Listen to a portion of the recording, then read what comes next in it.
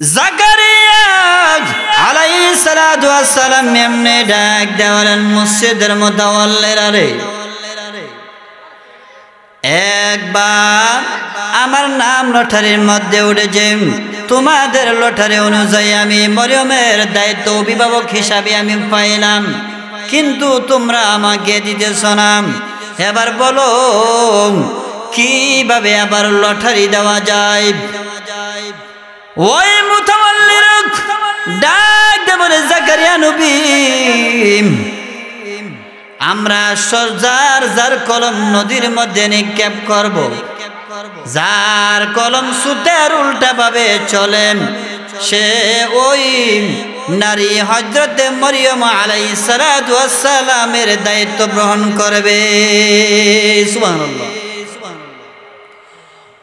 হযরতে জাকারিয়া আলাইহিস সালাতু ওয়াস সালাম তিনি বললেন, এবার যদি লটারির মাধ্যমে আমি যদি পাই, তোমরা আমাকে হযরতে মরিয়ম আলাইহিস সালাতু ওয়াস সালামের দায়িত্ব বহন করার জন্য তোমরা আমাকে দিবানি?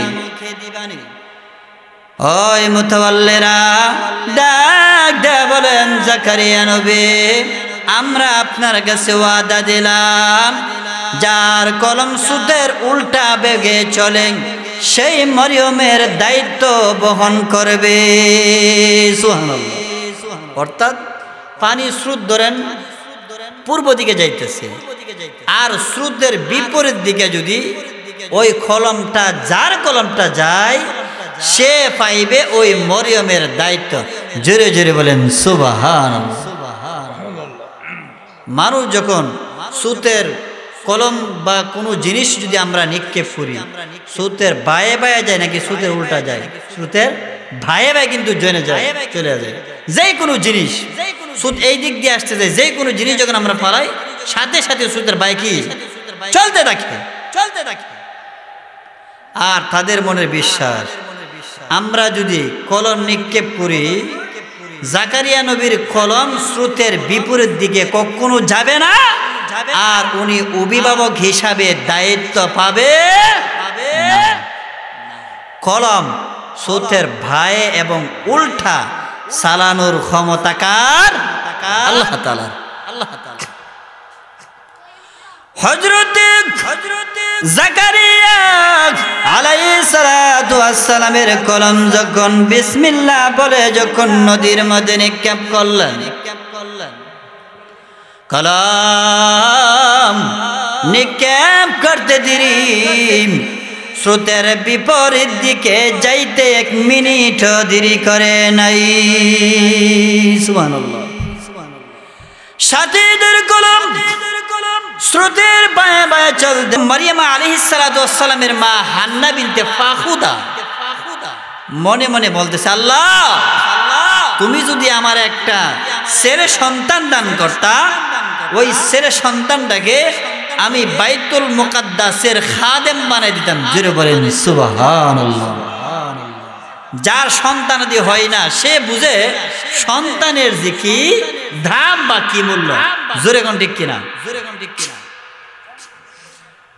তো তিনি এই কথাটা অন্তরে অন্তঃস্থল থেকে তিনি বলেছিলেন। আমার আল্লাহ তাআলা বলেন, হে মারিয়ামের মা হান্না বিনতে ফাখুদা, তুমি যেই কথাটা অন্তরে অন্তঃস্থল থেকে বলেছিলে, আমি আল্লাহ সাথে সাথে তোমার এই দোয়াটা আমি আল্লাহ কবুল আর মঞ্জুর করে নিলাম। জোরে বলেন সুবহানাল্লাহ। এই জন্য এই আয়াতের তাফসীর কারকগণ লিখেছেন, কোন মানুষ যদি অন্তরে অন্তঃস্থল থেকে যেই কোনো দোয়া আল্লাহর কাছে করে, আল্লাহ তাআলা সাথে সাথে তার দোয়া কি করেন? কবুল করেন। আল্লাহ রাব্বুল আলামিন সাথে সাথে ডাক দিয়ে বলে, হান্না বিনতে ফাখুদা, তোমার দীর্ঘদিন পর্যন্ত তোমার কোনো সন্তান আদি হয় না। হ্যাঁ হান্না বিনতে ফাখুদা, সন্তানের জন্য দীর্ঘদিন পর্যন্ত, এমনকি মাস বছর পর্যন্ত তোমার মনে তামান্না, তোমার সন্তান আদি হয় না, সন্তানের জন্য তোমার মনটা 24টা ঘন্টা ভীষণ তাকে ব্যথা লাগে। হ্যাঁ আন্না বিনতে ফাখুদা, আমি আল্লাহ পাক রব্বুল আলামিন তোমার এই দোয়াটা আমি আল্লাহ এত কবুল আর মঞ্জুর করে নিয়েছি রে। হে আন্না বিনতে ফাখুদা, আমি আল্লাহ পাক রব্বুল আলামিন তোমার এই দোয়াটা অন্তরস্থল থেকে দোয়া করার কারণে আমি আল্লাহ রব্বুল আলামিন সাথে সাথে তোমার দোয়া আমি আল্লাহ এই মুহূর্তে কবুল আর মঞ্জুর করে নিলাম।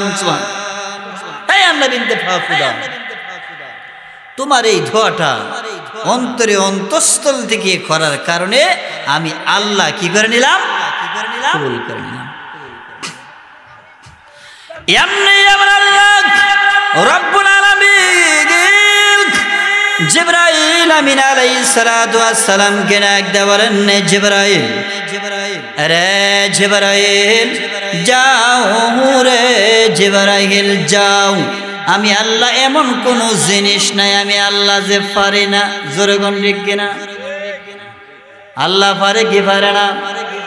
যার কোনো সন্তান হই না আল্লাহ মুহূর্তের ভিতরে সন্তান দিতে পারে কি পারে না?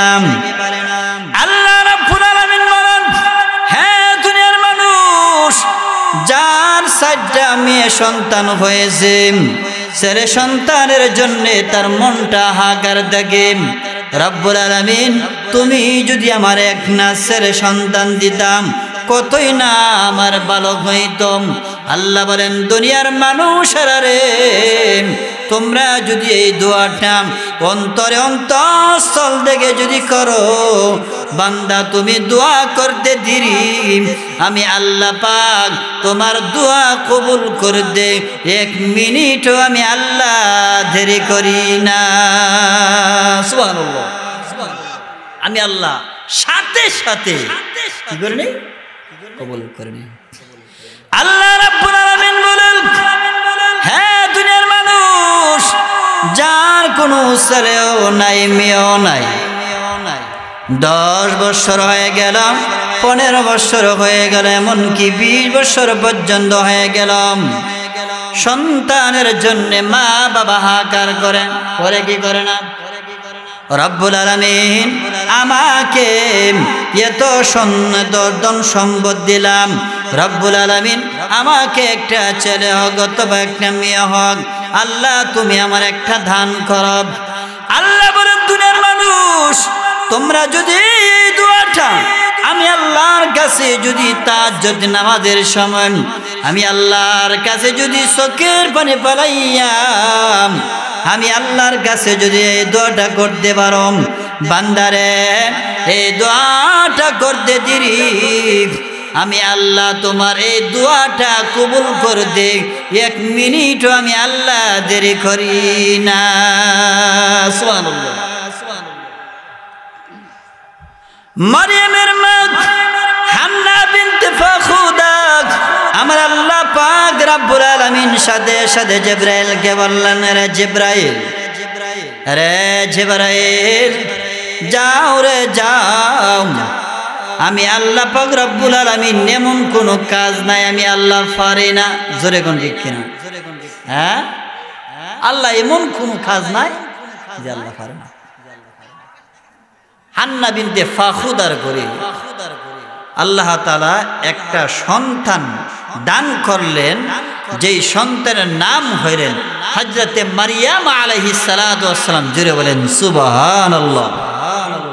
কিন্তু তাফসীর কারকগণ আয়াতের ব্যাখ্যা রেখেছেন, মারিয়ামের মা হান্না বিনতে ফাখুদা তিনি আল্লাহর কাছে দোয়া করেছিলেন, আল্লাহ তুমি আমার একটা ছেলে সন্তান দিও। জোরে বলেন সুবহানাল্লাহ। কি সন্তান দিও? ছেলে সন্তান দিও। কিন্তু আল্লাহ তাআলা তারে ছেলে সন্তান না দিয়া আল্লাহ তাআলা তার একটা কন্যা সন্তান দান করলেন। জোরে জোরে বলেন সুবহানাল্লাহ। আল্লাহ বলেন, فلما وضعتها قالت رب إني وضعتها أنثى بما وزعت وليس الذكر كالأنثى وإني سميتها مريم وإني أعيذها بك وذريتها من الشيطان الرجيم سبحان الله মরিয়মের মা হান্না বিনতে ফাখুদা ডাক দেয়া বলেন মা বোদরে ওগো রব্বুল আলামিন আল্লাহ তোমার কাছে আমি মান্নত করেছিলাম আপনি আমাকে একটা ছেলে সন্তান দান করবেন যে ছেলে সন্তানটা আমি বাইতুল মুকাদ্দাসের খাদেম বানায়া দেব সুবহানাল্লাহ আল্লাহ রাব্বুল আলামিন ওই মরিয়মের মা হান্না বিনতের ফাখুদার ছেলের পরিবর্তে আমার আল্লাহ তারে কন্যা সন্তান দান করলেন মরিয়মের মা হান্না বিনতে ফাখুদা তিনি চিন্তায় পড়ে গেলেন আল্লাহ আমি তোমার কাছে দোয়া করেছিলাম যাতে আমার একটা ছেলে সন্তান হয় আল্লাহ তুমি আমার এক কন্যা সন্তান দিয়েছো আপনারা বলুন মসজিদের খাদেম খেদমত মেয়েরা করে না ছেলেরা করে ছেলেরা করে কে করে মসজিদে যে আমরা মসজিদ পরিষ্কারের জন্য রাখি বা বিভিন্ন খানে শহর বন্দরে রাখে ছেলেদেরকে রাখে না মেয়েদেরকে রাখে ছেলেদেরকে রাখে তো মরিয়মের মা হান্না বিনতে ফাখুদা মনটা ভীষণ খেপে গেল আর মনে মনে চিন্তা করল আল্লাহ তোমার কাছে দোয়া করেছিলাম আমাকে একটা ছেলে সন্তান দেওয়ার জন্য আল্লাহ তুমি আমার কি সন্তান দিছো কন্যা সন্তান আল্লাহ বলেন হে মরিয়মের মা হান্না বিনতে ফাখুদা আমি আল্লাহ তোমাকে এমন কন্যা সন্তান দান করলাম যে মেয়ের সমতুল্য পৃথিবীতে আর কোনো নারী হবে না জোরে জোরে বলেন সুবহানাল্লাহ তো মরিয়মের মান্নত যেহেতু করছে মরিয়মের বয়স যখন 2 থেকে 2.5 বছর হলো তখন মরিয়মের মা হান্না বিনতে ফাখুদা ওই মরিয়মকে বাইতুল মুকাদ্দাসের খাদেমের জন্য তিনি মসজিদে লয়ে গেলেন তখন বাইতুল মুকাদ্দাসের খাদেম বা মসজিদের ইমাম ছিলেন হযরতে ইমরান যেই ইমরান মরিয়ম আলাইহিস সালাতু ওয়াস সালামের বাবা ছিল সেই মসজিদের খাদেম যিনি বলেন সুবহানাল্লাহ তো মরিয়মকে যখন যেই সময় নিয়ে যাওয়া হইল তখন মরিয়মের বাবা ইমরান তিনি দুনিয়াতে নাই যখন তাকে নিয়ে যাওয়া হইল মসজিদের খাদেমরা মসজিদের মুতাওয়াল্লিরা তখন তারা বলতেছে আমাদের মেয়ের সর্দারের মেয়ে আমরা তাকে লালন পালন করব আমরা তাকে তার ব্যয়বহুল যা যা লাগে আমরা তা কি করব গ্রহণ করব তখন এই মসজিদের ইমাম বর্তমান ইমাম ছিলেন হযরতে জাকারিয়া আলাইহিস সালাতু ওয়াস সালাম যিনি বলেন সুবহানাল্লাহ তার খালা তাফসীর কারা গুনে গেছেন তার খালার জামাই ছিলেন তো হযরতে জাকারিয়া আলাইহিস সালাতু ওয়াস সালাম তিনি বললেন আমি আত্মীয়তা হিসাবে আমি তার ব্যয়বহুল বা তার ভর আমি গ্রহণ করব আমি নিব আর মসজিদের মুতাওয়াল্লিরা বলতেছে আমাদের সাবেক মসজিদের ইমামের মেয়ে আমি তাকে গ্রহণ করব অর্থাৎ 10 জনে বলতেছে আমরা 10 জনে নিব একজনে বলতেছে আমি নিব আরেকজনে বলতেছে আমি নিব তো হযরতে জাকারিয়া আলাইহিস সালাতু ওয়াস সালাম বললেন একজন মেয়েকে তো 10 জনে নেওয়া যাবে না যে কোনো একজন নিতে হবে তাহলে কি করা যায় তাহলে একটা লটারি দেওয়া যায় যিনি বলেন সুবহানাল্লাহ কি এর ব্যবস্থা করা হোক লটারি ব্যবস্থা করা হোক তো 10 জনের নাম কাগজের মধ্যে লেখা একটা বক্সের মধ্যে রাখছে যার নাম ফুটবে সেই মরিয়মকে লালন পালন করবে জোরে জোরে বলেন সুবহানাল্লাহ তখন একের পর এক তারা উঠাইলেন যখন হযরতে জাকারিয়া আলাইহিস সালাতু ওয়াস সালাম বিসমিল্লাহ বলে আল্লাহর নাম নিয়ে যখন তিনি বক্স থেকে যখন একটা কাগজের টুকরা যখন উঠাইলেন, সাথে সাথে এই নামের মধ্যে লেখা হযরতে মারইয়াম আলাইহিস সালাতু ওয়াস সালাম। জোরে জোরে বলেন সুবহানাল্লাহ, সুবহানাল্লাহ। তো এই লটারি সিদ্ধান্ত অনুযায়ী কেফা হযরতে জাকারিয়া আলাইহিস সালাতু ওয়াস সালাম। তখন জাকারিয়া নবী আলাইহিস সালাতু ওয়াস সালাম বলতেছে, তোমাদের লটারি অনুযায়ী এই মেয়েকে লালন পালন দায়িত্ব কার পরে? আমার পরে। সর্দারের মাতাব্বরে বলে একবারে দেখা যাবে না, আরো কয়েকবার লটারি দিয়া লই। জাকারিয়া নবী আলাইহিস সালাতু ওয়াস সালাম চিন্তা করলেন, এরা হইলেন 9 জন আর আমি একজন, আমি যদি তাদের সাথে মোকাবেলা করি তাহলে তারা আমারে কি করবে? মারবে। তখন তিনি অপরাগত হয়ে বলেন, হ্যাঁ তোমরা আবার যা বলো সেই সিদ্ধান্ত আমি মেনে নিতে রাজি আছি। জোরে জোরে বলেন সুবহানাল্লাহ।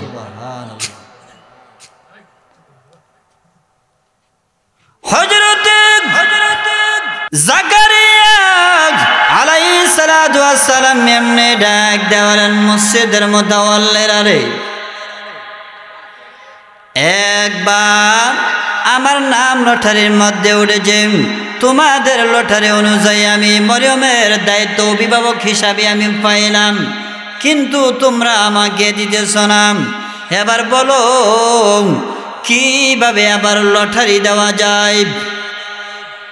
ওই মুতাওয়াল্লিরা ডাক দে বলে, জাকারিয়া নবী, আমরা যার যার কলম নদীর মধ্যে নিক্ষেপ করব, যার কলম সুতের উল্টা ভাবে চলেন, সে ওই নারী হযরতে মরিয়ম আলাইহিস সালাতু ওয়াস সালামের দায়িত্ব গ্রহণ করবে। সুবহানাল্লাহ।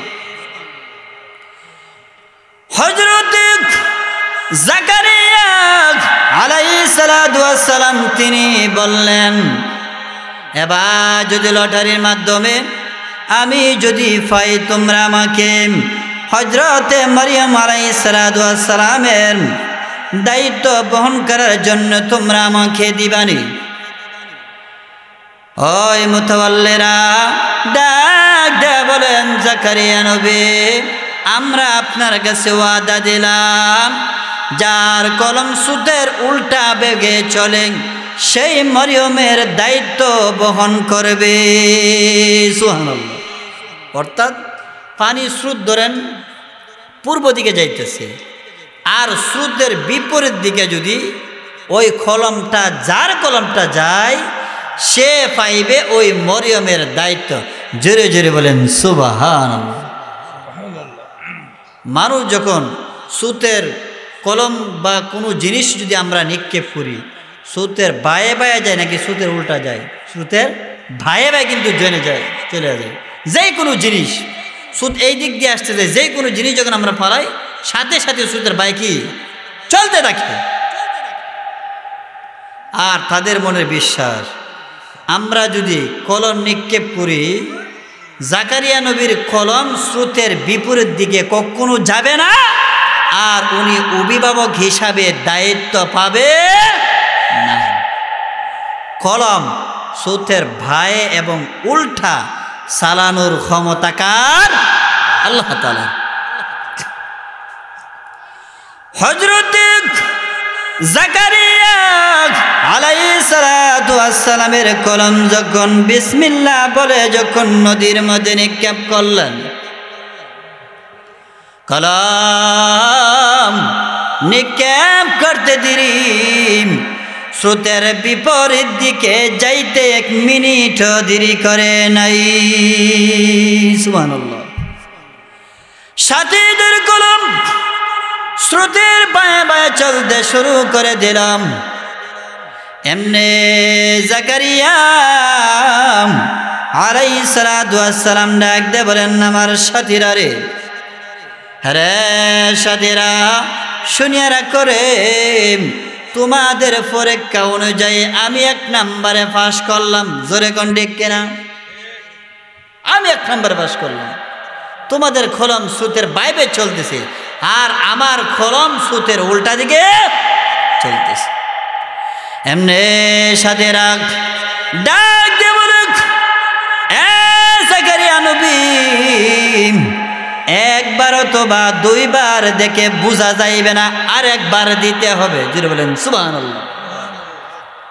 জাকারিয়া নবী চিন্তা করতেছে, এরা হইলে 9 জন, আমি 1 জন, আমি যদি তাদের কথার উল্টা যায় তাহলে এখানে মায়ের ছাড়ার কোনো ডাহের একটা কথা কো, জোরদার মূল্যটা, জোরদার মূল্যটা। যার জোর আছে সে যদি বলে সূর্য পশ্চিম দিকে উঠছে, হ বস সার সার সার সার, সূর্য পশ্চিম দিকে উঠছে, কোন লাগবে না না বলে মার খেলে।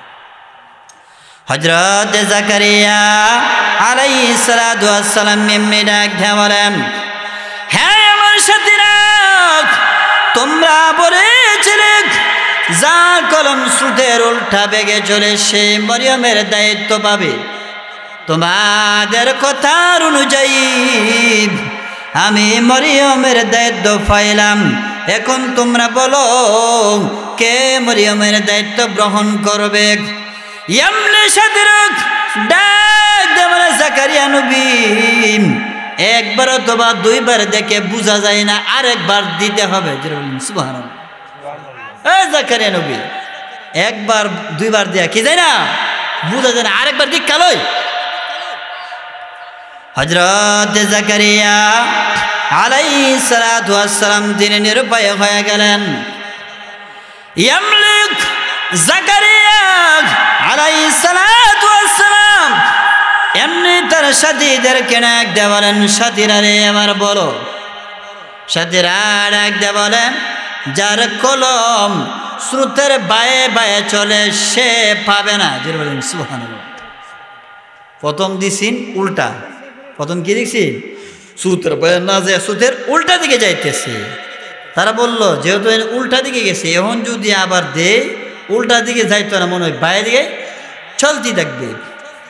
বায়ে বায়ে যদি যায় তাহলে তুমি দায়িত্ব পাইবে, আর আমাদের কলম যদি স্রোতের উল্টা দিকে চলে তাহলে আমরা পাইবে। জোরে বলেন সুবহানাল্লাহ। তাহলে বোঝা গেল কলম স্রোতের বায়ে যাওয়া আরেকবার উল্টা যাওয়া সালাইকে, জোরে বলেন সালাইকে আল্লাহ। হযরত জাকারিয়া আলাইহিস সালাতু ওয়াস সালাম আরেকবার বিসমিল্লাহ বলে যখন কলম যখন নদীর মধ্যে নিক্ষেপ করলেন, নদীর মধ্যে নিক্ষেপ করতে দেরি প্রাণের বায়ে বায়ে কলম যাইতে 1 মিনিট দেরি করে নাই। সুবহানাল্লাহ। আর সাথীদের কলম স্রোতের উল্টা দিকে যাইতে শুরু করে দিল। এবার আপনারা বলুন 3 নম্বরের পরীক্ষা হযরতে জাকারিয়া নবী পাস করছেন না ফেল করছেন? পাস করছেন। জাকারিয়া নবী আলাইহিস সালাতু ওয়াস সালাম 3 নম্বর পরীক্ষার পাস হওয়ার পরে হযরতে মরিয়ম আলাইহিস সালাতু ওয়াস সালামকে তিনি নিয়ে তার মসজিদের পাশে একটা কামরা বানাইয়া সুন্দর করে ওই মরিয়ম আলাইহিস সালাতু ওয়াস সালামকে তিনি লালন পালন করতেছিলেন। যে বলেন সুবহানাল্লাহ। মসজিদের পাশে একটা কামরা বানাইয়া সুন্দর করে তাকে এই মসজিদের পাশের মধ্যে কামরার ভিতরে ঠিক সময়ে খানা দেওয়া হয়, আর ওই মরিয়মকে লালন পালন করতে শুরু করে দিলেন। এর জন্য আমি কত কষ্ট করেছি রব্বুল আলামিন। রব্বুল আলামিন এই মুহূর্তে যদি ফেরাউন খবর পাম আমার সন্তান মূসা নবীকে সাথে সাথে হত্যা করবে। জোরে কোন ঠিক কিনা? সাথে সাথে কি করবে? হত্যা করবে। আমার আল্লাহ রাব্বুল আলামিন সাথে সাথে ডাক দেওয়ারেন মূসা নবীর মারে, যে আল্লাহ আমি হত্যার বছর যে মূসা নবীকে আমি আল্লাহ যে পাঠাইলাম, আমি সে আল্লাহ নিজে ওই মূসা নবীকে ফেরাউনের হাত থেকে আমি আল্লাহ হেফাজত করব। আমি আল্লাহ নিজে হেফাজত করব। ওই মূসা নবী বাঁচতে বাঁচতে ফেরাউনের গাড়ের মধ্যে যখন ছড়িয়ে গেল, ফেরাউনের কর্মচারীরা গাঠের মধ্যে যখন গেলেন গোসল করার জন্য, এমনি তাকে দেখে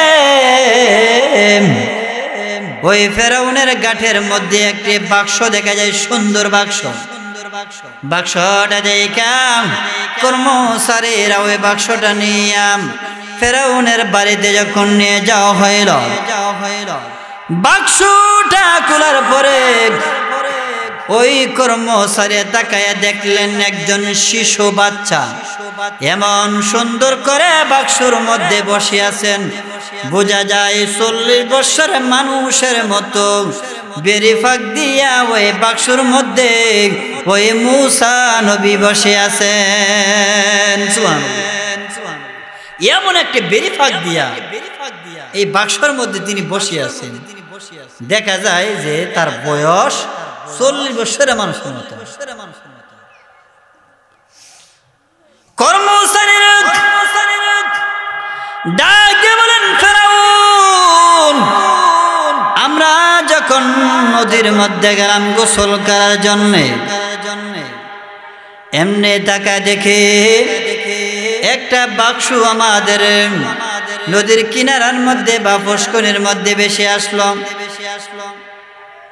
এই বাক্সটা দেখাম আমরা এই বাক্সটা আনলাম। দেখো হযরতে আসিয়া আলাইহিস সালাতু ওয়াস সালাম সাথে সাথে মূসা নবীর চেহারা দেখে ডাক দিয়ে বলেন, রে কর্মচারীরা, না রে নাম, ওই সন্তানকে হত্যা করা যাবে না। এত সুন্দর ছেলে আমি আসিয়ার জিন্দেগিতে, এত সুন্দর ছেলে আমি জিন্দেগিতে কোনোদিন দেখি নাই। সুবহানাল্লাহ। ফেরাউন বলল, আরে আমার মনে টেনশন যে এই বছর কোনো সন্তান আদি হবে না, যাকে পাই তাকে কি করব, হত্যা করব। ফেরাউনের টেনশন বাড়ছে না কমছেও? বাড়ছে। ফেরাউন মনে করছে যে জ্যোতিষী বিজ্ঞার দ্বারা যে জানতে পারলাম যে আমারে ভবিষ্যতে একটা সন্তান হবে, এই বছরই এই সন্তান আমারে কি করবে, হত্যা করবে। তার মনে মনে হয় এটাই সেই সন্তান, এটাই সেই সন্তান। হযরত আসিয়া আলাইহিস সালাতু ওয়াস সালাম বলেন, না না না, এই সন্তান না, এই সন্তান দেখে বোঝা যায় এর চেয়ে ভালো সন্তান আমি আসিয়ার জিন্দেগিতে আর কোনো দিন দেখি নাই। জুড়ে বলেন সুবহানাল্লাহ।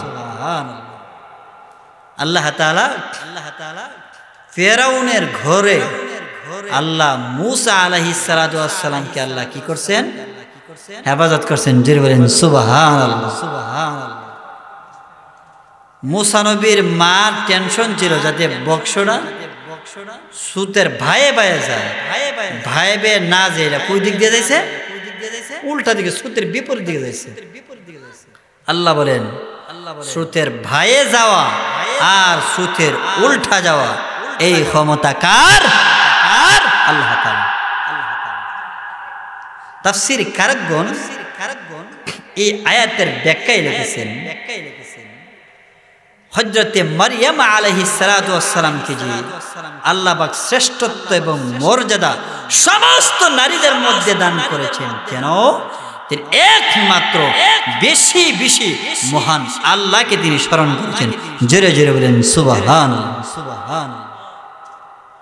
আমাদের গ্রামের মহিলারা বা বিভিন্ন এলাকার মহিলারা নামাজ তো পড়ে না, আরো বেফারদা চলাফেরা করে। জোরে কোন ঠিক কিনা? হ্যাঁ, আপনি যদি পর্দায় থাকেন আল্লাহ তাআলা আপনার গর্ভে এমন এমন সন্তান দিবেন যে সন্তানের তুলনায় পৃথিবীতে আর কোন সন্তান হতে পারে না। জোরে কোন ঠিক কিনা?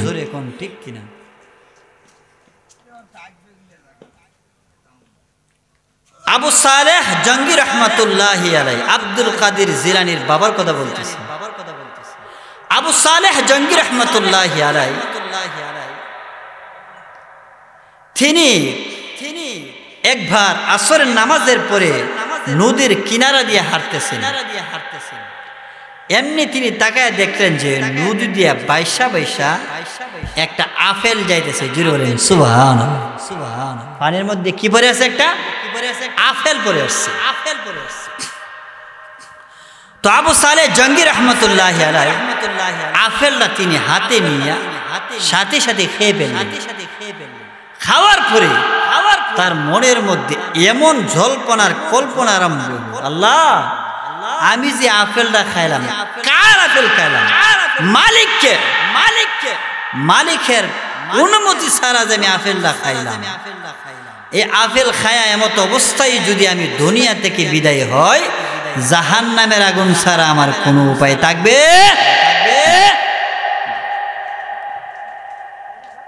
আবু সালেহ জঙ্গি রাহমাতুল্লাহি আলাইহি সাথে সাথে তার মনের মধ্যে ফেরাসান বাইরা গেল। তিনি লক্ষ্য করলেন যে আপেলটা খাইলাম ওই মালিকের তো আমি অনুমতি লইলাম না। কাল কিয়ামতের কঠিন হাসরের ময়দানে আমার আল্লাহ রব্বুল আলামিন যদি ওই আপেলের কারণে আমাকে জিজ্ঞাসা করেন, আল্লাহ যদি বলেন আবু সালেহ তুমি যে আপেল খাইলা কার অনুমতি খাইলাম? 2 নাম্বার কোন মালিকের আপেল খাইলা, অনুমতি নিলা না? আবু সালেহ জঙ্গি রাহমাতুল্লাহি আলাইহি সাথে সাথে তিনি পেরেশান হয়ে গেলেন। ওই মালিককে যেইভাবে হোক আমার বাহির করতে হবে। সুবহানাল্লাহ। তখন তিনি লক্ষ্য করলেন ওই আপেলটা পানির স্রোতে স্রোতে যেহেতু আসছে, ওই আপেলটার মালিককে তালাশ করতে হইলে পানির স্রোতের উল্টা ভাবে আমার যাইতে হবে। সুবহানাল্লাহ। উল্টা ভাবে যাইতে হবে। আবু সালেহ জঙ্গি রহমতুল্লাহি আলাইহি স্রোতের উল্টা ভাবে যাইতে যাইতে এমনি তাকায় দেখলেন যে নদীর কিনারের মধ্যে একটা আপেল গাছ, এই গাছের শাখা প্রশাখাগুলি প্রায় পানির মধ্যে চলে আসে এবং কয়েকটা আপেলও ওই পানির মধ্যে ফরা। জোরে জোরে বলেন সুবহানাল্লাহ। আবু সালেহ জঙ্গি রহমতুল্লাহ আলাইহি সাথে সাথে তিনি চিন্তা মুক্ত হলেন আর ভাবলেন যেহেতু আপেল গাছ পানির মধ্যে আছে, মনে হয় এই আপেলের মালিকেরই আমি ওই আপেলটা খাইলাম। জোরে বলেন সুবহানাল্লাহ। একজন জিজ্ঞাসা করলেন, ভাইজান ওই আপেলের মালিকের বাড়ি কোথায়? একজন ওই যে গ্রামটা দেখা যায় ওই গ্রামে যান। তিনি সেই গ্রামে গেলেন। যাওয়ার পর জিজ্ঞাসা করলেন, ভাইজান নদীর কিনারের মধ্যে যে একটা গাছ দেখা যায় আপেল গাছ, সেটা কি আমার? বলে হ্যাঁ। ভাইজান আমি আপনার অনুমতি ছাড়া পানির থেকে বাইশা গেছি, আমি একটা আপেল খাইছি, খেয়ে ফেলছি। দয়া করে মায়া করে আপনি আমারে মাফ করে দেন। জোরে বলেন সুবহানাল্লাহ। মালিক সাথে সাথে বুঝতে আর বাকি হইল না। নদী দিয়ে আপেল বাইশা যেতেছে, কত মানুষ চুরি কইরা কত জিনিস খায়। জোরে কোন ঠিক কিনা? অনুমতি লাগে না। আর নদী থেকে আপেল বাইশা গেছে, ওই আপেল তিনি খাইলেন। আপেলের দাবি করার জন্য আমার বাড়িতে আসলেন। সেই লোকটা আল্লাহর ওলি ছাড়া আর কেহ হইতে পারে না। জোরে বলেন সুবহানাল্লাহ। বুঝতে আর বাকি হলো। সাথে সাথে জিজ্ঞাসা করলেন, তুমি যদি আমার দাবি ছাড়াইতে চাও, আমার বাড়িতে 10 বছর খেদমত করতে হবে। কয় বছর? 10 বছর আমার বাড়িতে খেদমত করতে হবে, চাকরি করতে হবে। 10 বছর আমার বাড়িতে খেদমত করলে, চাকরানি করলে আমি পরেরটা বুঝুম তোমারে মাফ করুন যাইব কি যাইব না।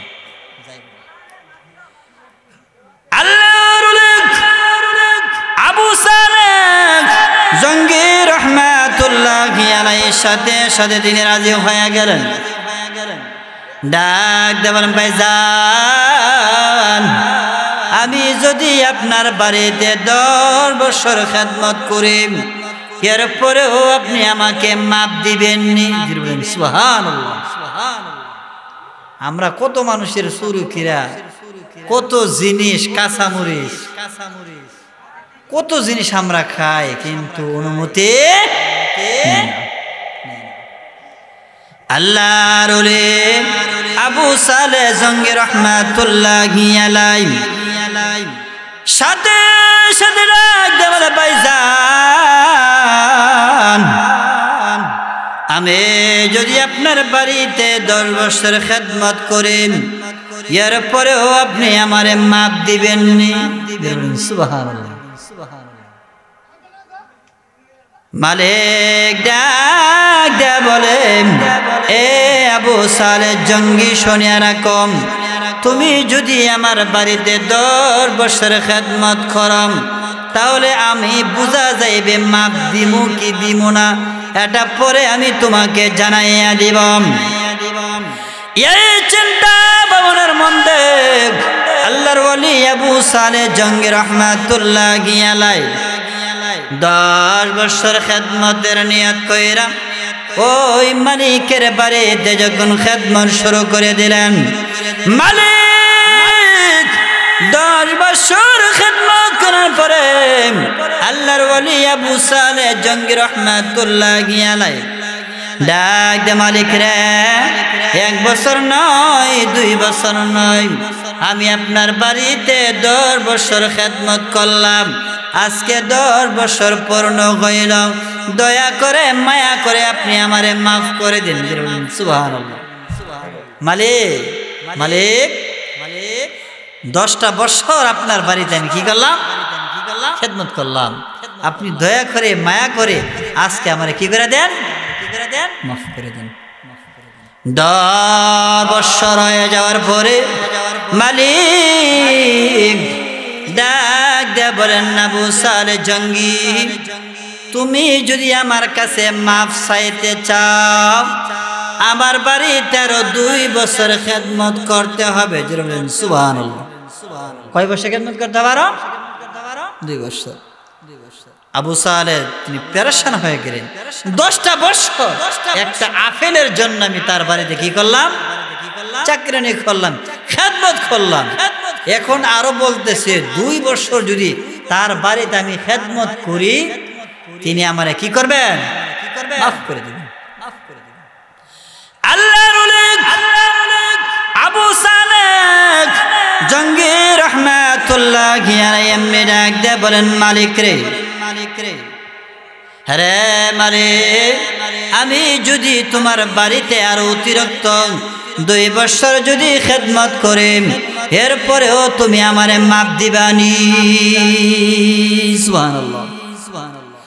মালিক ডাক দে বলেন, হে আবু সালেহ, আমি তোমাকে অনুমতি দিলাম, তুমি যদি আমার বাড়িতে আরো 2 বছর খেদমত করো, আমি তোমাকে ওয়াদা দিলাম মাফ করে দিব।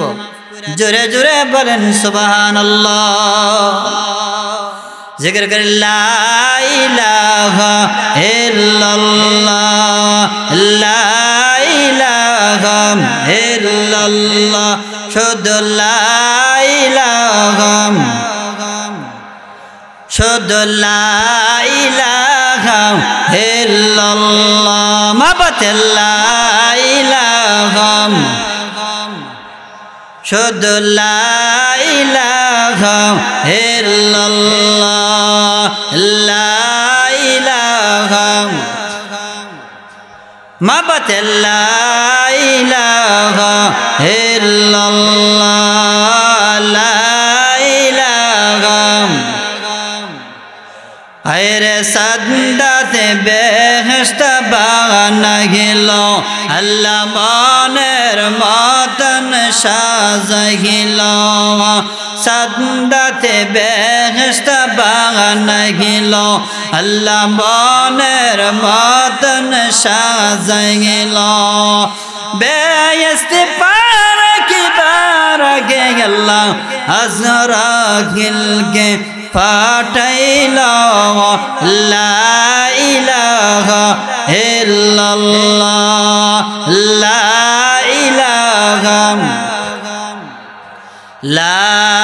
ইলাহা ইল্লাল্লাহ মুহাম্মাদুর রাসূলুল্লাহ সাল্লাল্লাহু আলাইহি ওয়াসাল্লাম। তো বলতেছিলাম আবু সালেহ জঙ্গি রহমতুল্লাহি আলাইহি তার মালিকের পক্ষ থেকে আবার কি দিল? আদেশ দিল, এ আবু সালেহ জঙ্গি, তুমি যদি আমার বাড়িতে আরো 2 বছর খেদমত করো তাহলে আমি তোমারে কি করে দেব? মাফ করে দেব। আবু সালেহ জঙ্গি রহমতুল্লাহি আলাইহি সাথে সাথে আল্লাহর উপর ভরসা করে তিনি চিন্তা করেন, আল্লাহ এরপরেও যদি উনি আমারে মাফ করে দে, কঠিন হাসরের ময়দানে এই ফলের জন্য তোমার কাছে জবাববিহীন করা লাগবে না। জেরে বলেন সুবহানাল্লাহ। সুবহানাল্লাহ। কেমন তাওয়াক্কুল, কেমন ভরসা বই তাদের অন্তরে ছিল। মালিক ডাক দে বলে, আবু সালেম আমি তোমাকে জানাইয়া দিলাম, তুমি যদি আর অতিরিক্তম 2 বছর আমার বাড়িতে যদি খেদমত করো, আমি তোমাকে জানাইয়া দিলাম তোমারে আমি মাফ করে দিব। আল্লাহর ওলি আবু সালেহ জঙ্গি রহমাতুল্লাহি আলাইহি ডাক দেওয়ার মালিক, আমি যদি তোমার বাড়িতে আরো 2 বছর অতিক্রম করে 2 বছর আরো যদি অতিরিক্ত খেদমত করে এরপরেও তুমি আমারে মাফ দিবানি। মালিক ডাক দে বলেন, আরে আবু সালেম আমি তোমাকে জানাইয়া দিলাম, তুমি যদি আমার বাড়িতে আরো 2 বছর খেদমত করো আমি তোমারে মাফ করে দিব। আল্লাহর ওলি আরো 2 বছর এই মালিকের বাড়িতে কি করলেন? খেদমত করলেন। 12 বছর যখন অতিক্রম হইল এবার 12 বছর যেদিন শেষ সেদিন আল্লাহর ওলি আবু সালেহ জঙ্গি রহমতুল্লাহ আলাইহি বলতেছে, মালিক আমি তো তোমার বাড়িতে একাধারে প্রায় 12টা বছর পর্যন্ত আপনার বাড়িতে আমি কি করলাম? খেদমত করলাম। আজকে 12 বছর পূর্ণ হয়েছে, আপনি দয়া করে মায়া করে আপনি আমার আজকে কি করে দেন? মাফ করে দেন। মালিক ডাক দেয়া বলে, মাফ করতে পারি কিন্তু আমার একটা শর্ত আছে। জোরে বলেন সুবহানাল্লাহ। কি আছে? শর্ত আছে। আবু সালেহ জঙ্গি রহমতুল্লাহ আলাইহি বলেন, শর্ত কি? শর্ত হইল আমার একটা মেয়ে আছে। আমার একটা কি আছে? মেয়ে আছে। যে মেয়ের হাত নাই, যে মেয়ের পাও নাই, যে মেয়ের চোখ নাই, যে মেয়ে আবার হাত কাল বধির, এই মেয়ের যদি বিবাহ করতে পারো বা রাজি হও তাহলে আমি তোমারে কি করে দেবো? মাফ করে। আবু সালেহ জঙ্গি রহমতুল্লাহ আলাইহি সাথে সাথে পেরেশান হয়ে গেল। হাই, নদীতে এক ফল ভাসা গেল, এই ফলের অপরাধে একবার কাটলাম 10 বছর, আবার অতিরিক্ত আরো 2 বছর, 12 বছর। এখন আবার বলতেছে তার মেয়ের বিবাহ করার জন্য, যে মেয়ের হাত নাই, যে মেয়ের পাও নাই, যে মেয়ের চোখ নাই, যে মেয়ের বদি বা হাত কান, এমন মেয়েরে যদি বিবাহ করি তাহলে মালিক আমারে কি করে দেব? মাফ করে দেব। সাথে সাথে তিনি চিন্তায় পড়ে গেলেন, কি করা যায়? আল্লাহর ওলি আখিরাতের প্রতি লক্ষ্য করে, আখিরাতের ভয়ে তিনি চিন্তা করলেন, যদি এই মেয়েকে বিবাহ করা দ্বারাও যদি মালিক আমারে মাফ করে দে, আমি এই শর্ত আমি মেনে নিতে 1000 বার রাজি আছি। সুবহানাল্লাহ, সুবহানাল্লাহ।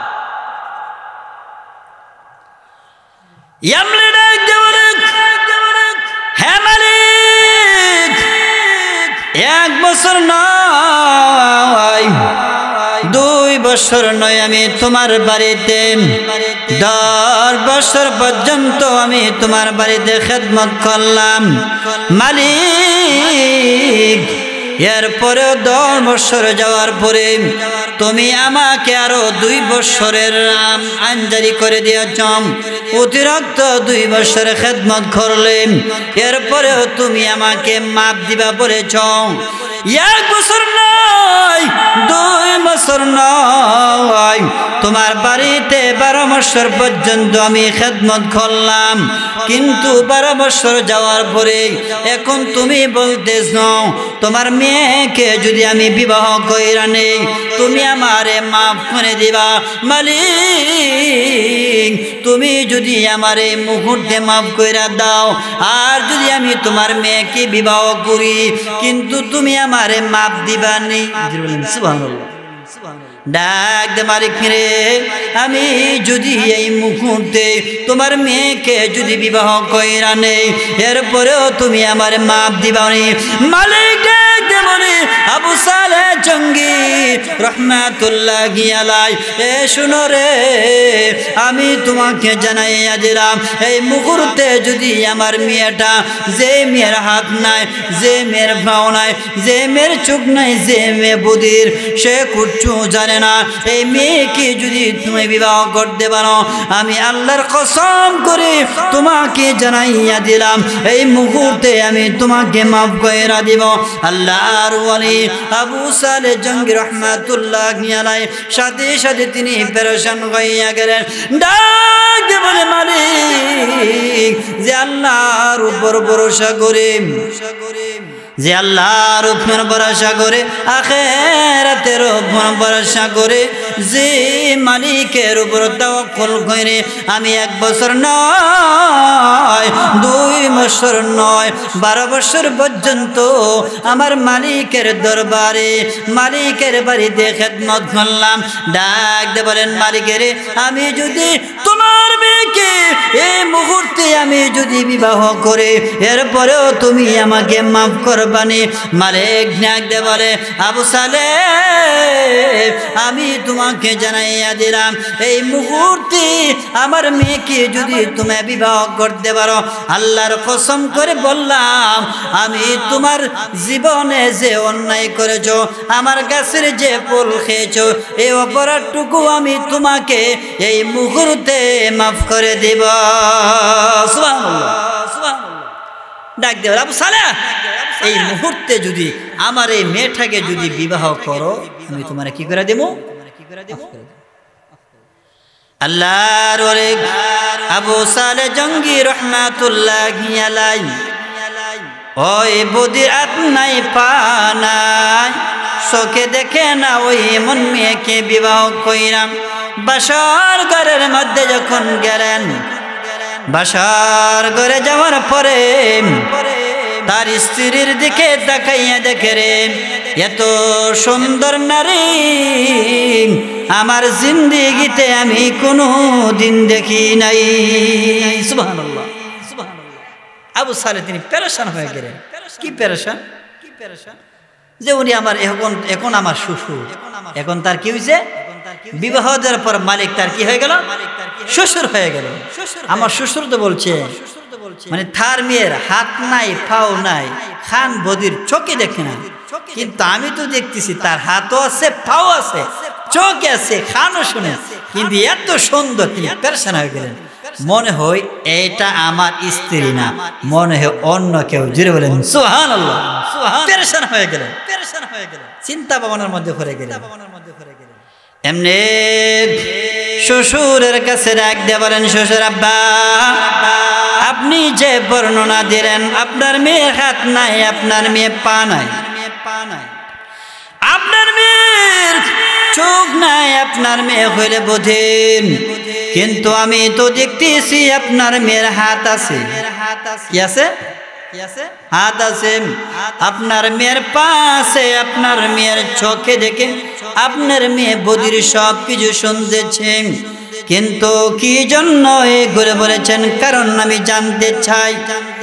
এমনি শ্বশুর বলে, এ আবু সালেহ, এই জন্য আমি এই কথা বললাম শোনিয়ারা করে। ও আমার মেয়ের জামাই, আমার মেয়ে এই সমস্ত বর্ণনা দেওয়ার এক নম্বর কারণ হইল আমি যে বলেছি আমার মেয়ের হাত নাই, আমার মেয়ে ওই হাত দিয়া কোনোদিন কোনো বেগানা পুরুষকে স্পর্শ করে নাই। সুবহানাল্লাহ, সুবহানাল্লাহ। এই হাত দিয়ে কোনো বেগানা পুরুষকে কি করে নাই? স্পর্শ করে নাই, স্পর্শ করে নাই, পা নাই। এই জন্য বলেছি আমার ওই মেয়ে বালেগ হওয়ার পরেও বেগানা পুরুষকে ওই পা দিয়া রাস্তা দিয়া হাইটা কোনোদিন দেখে নাই। সুবহানাল্লাহ, সুবহানাল্লাহ। আমার মেয়ের চোখ অন্ধ, এই জন্য বলেছি এই চোখ দিয়ে কোনোদিন কোনো অশ্লীল গুনাহের কাজ করে নাই। খান বুদির বলেছে আমার মেয়ে বালেগ হওয়ার পর দিকে নিয়ে এই পর্যন্ত আমার মেয়ে কোনোদিন কোনো নাচ গান ইয়ারফোন দিয়া মোবাইলের মাধ্যমে কোনো কিছু অশ্লীল শরীয়ত বিরোধী কাজ করে নাই। এই জন্য বলেছি আমার মেয়ে হইল ভদিম। আল্লামা আবু সালেহ জঙ্গি রাহমাতুল্লাহি আলাইহি তার বুঝতে আর বাকি হইল না ওনার মেয়ে কোন পর্যায়ের। জোরে জোরে বলেন না সুবহানাল্লাহ। তিনি আর বুঝতে আর বাকি হইল না যে আমার স্ত্রীরা কোন পর্যায়ে, কোন পর্যায়ে। ওই মেয়ের ঘরে আল্লাহ রাব্বুল আলামিন একটা ছেলে সন্তান দান করলেন। ওই মেয়ের ঘরে জন্ম হলেন আমাদের বড় পীর আব্দুল কাদের জিলানী রাহমাতুল্লাহি আলাইহি। সুবহানাল্লাহ, সুবহানাল্লাহ। দেখছেন, দেখছেন তার মা কেমন পরহেজগার ছিল, কেমন পরহেজগার ছিল। তাফসীর কারাগুন লিখেছেন 5 থেকে 6 বছর বয়স ওর দিকে নিয়ে একের বিবাহের আগ পর্যন্ত কোনোদিন কোনো বেগানা পুরুষ দুনিয়ার কোনো মানুষ আব্দুল কাদের জিলানীর মাকে দেখে নেই। জোরে জোরে বলেন সুবহানাল্লাহ, সুবহানাল্লাহ। ওই মহিলা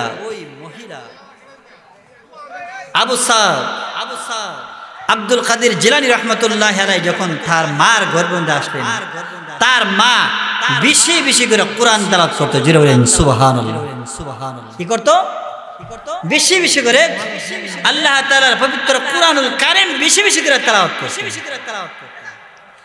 মা কোরআন শরীফ বেশি বেশি করে তেলাওয়াত করার কারণে সন্তানও পেটের মধ্যে 18 পারা সিফারা কোরআন শরীফ মুখস্থ করে তিনি দুনিয়ার মধ্যে আসলেন।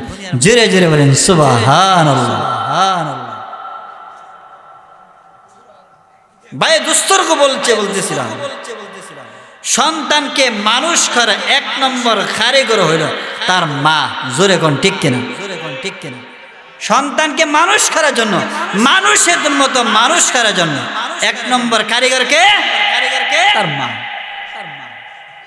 তার মা যদি ভালো করে সন্তানকে লালন পালন করে ইসলামী শিক্ষায় শিক্ষিত করে, ওই সন্তান মার নির্দেশের মধ্যে যদি চলে সে এই জমানার আল্লাহর ওয়ালি হতে পারবে। জোরে কোন ঠিক কিনা, ঠিক কিনা।